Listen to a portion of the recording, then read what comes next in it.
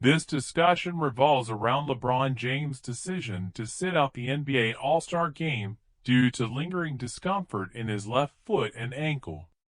The conversation is framed around whether LeBron made the right call in delaying his announcement until the day of the game, and the implications of that decision on other players who could have taken his spot.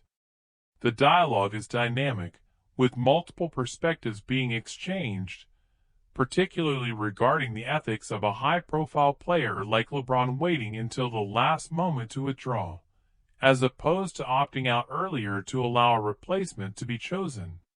One of the key arguments presented is that LeBron has earned the right to make such a decision after 2 decades in the league. Having played in 21 consecutive All-Star games, the hosts acknowledge his stature and the privileges that come with it. However, there is strong disagreement over whether he should have made the decision sooner. The idea that another deserving player, such as Norman Powell, could have been given an opportunity is emphasized.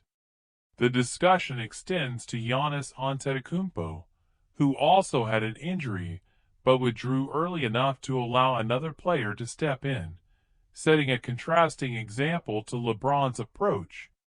Another important theme is the notion that LeBron's presence at the event was still valuable, even if he didn't play.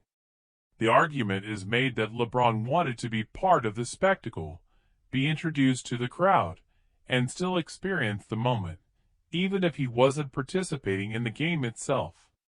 Some defend his decision, stating that his presence carries significant weight for fans and the league, while others criticize it as an unnecessary act that ultimately took an opportunity away from someone else.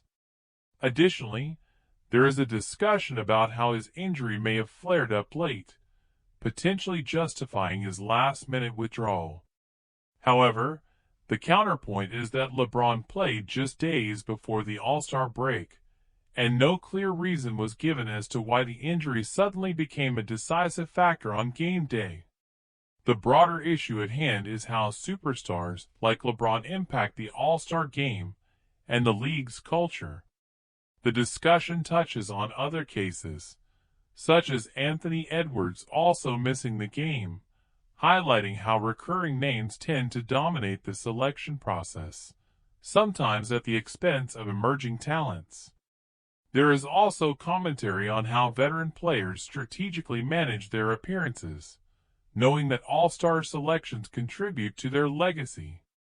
The comparison to offensive linemen in the NFL, who continue to get selected year after year based on reputation, is brought up as a parallel to LeBron's situation.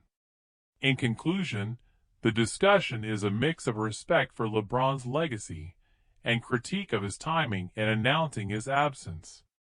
While his decision is understandable from an individual standpoint, prioritizing health and long-term performance, it raises concerns about fairness and transparency within the selection process.